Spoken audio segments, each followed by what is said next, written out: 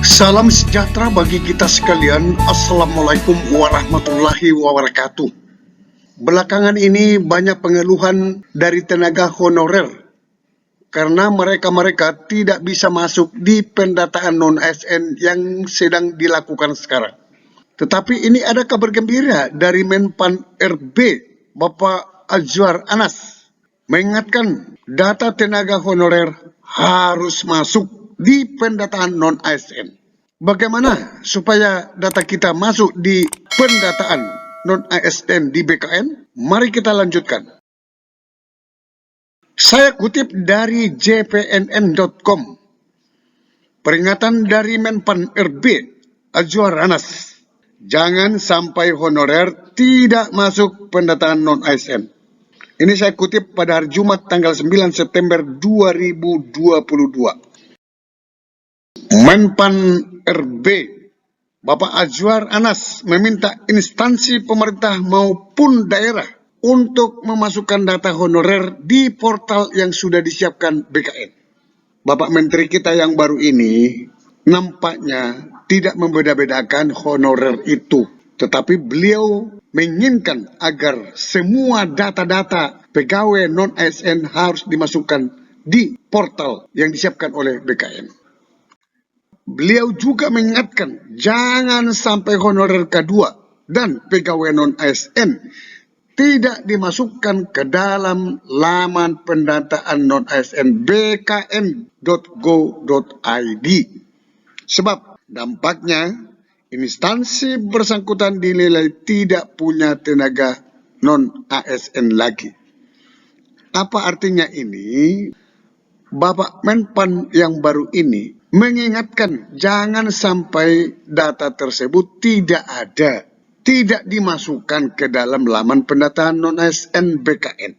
Karena resikonya daerah, instansi daerah yang tidak memasukkan data pegawai non-ASN-nya, maka dinilai tidak punya tenaga non-ASN. Ini sangat beresiko sekali apabila daerah tidak memasukkan data pegawai non-ASN-nya. Instansi harus melakukan import data dan pengecekan data tenaga non-ASN sebelum batas waktu yang ditetapkan. Itu yang disampaikan oleh Bapak Menteri. Honorer atau tenaga non-ASN harus membuat akun dan registrasi untuk melengkapi data mereka. Portal tersebut disediakan agar honorer bisa menginformasi keaktifan sebagai tenaga non-ASN. Mereka juga bisa melengkapi data atau memperbaiki data yang diinput oleh admin ataupun operator instansi. Honorer bisa memperbaiki daftar riwayatnya, sejak kapan dia menjadi tenaga non-ASN, disertai bukti, sehingga kami bisa memetakan sudah berapa lama mereka menjadi tenaga non-ASN. Jika tenaga non-ASN tidak terdata, kata Menpan RB Azwar Anas, mereka bisa mengajukan usulan pendataan. Ini saya ulangi teman-teman ya, ini karena ini penting sekali. Jika tenaga non-ASN tidak terdata, maka mereka bisa mengajukan usulan pendataan. Jadi contohnya, saya sebagai tenaga non-ASN, tetapi BKD setempat tidak mau menginput data saya, maka saya bisa mengusulkan agar saya masuk di pendataan tersebut. Ini sangat bagus sekali terobosan Menpan RB. Sebelumnya Deputi Bidang Sistem Informasi Kepegawaian SINKA BKN Soharmin menyampaikan bahwa pendataan non-ASN sampai tanggal 30 September. Kemudian instansi wajib mengumumkan data tersebut ke publik selama 10 hari kerja, terhitung sejak 1 Oktober. Dalam rentang waktu 1 sampai 31 Oktober, seluruh honorer bisa mengecek data-datanya, apakah masuk pendataan atau tidak. Bisa juga melihat apakah ada honorer bodong. Jika tidak masuk pendataan atau melihat ada data bodong, segera laporkan ke helpdesk BKN. Jika tidak masuk pendataan, segera laporkan.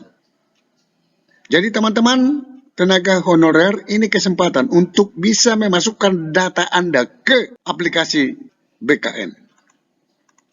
Selain itu, bagi honorer yang ternyata salah menginput datanya, masih bisa memperbaiki datanya sampai tanggal 31 Oktober. Setelah itu, instansi melakukan finalisasi dengan menyertakan SPTJM. Namun dia mengingatkan pendataan tenaga non-ASN bukan otomatis diangkat menjadi CPNS ataupun P3K. Sampai ketemu pada video berikutnya di channel ini. Jangan lupa dukung terus channel ini dengan cara klik subscribe, like, dan loncengnya. Semoga bermanfaat. Wassalamualaikum warahmatullahi wabarakatuh. Shalom.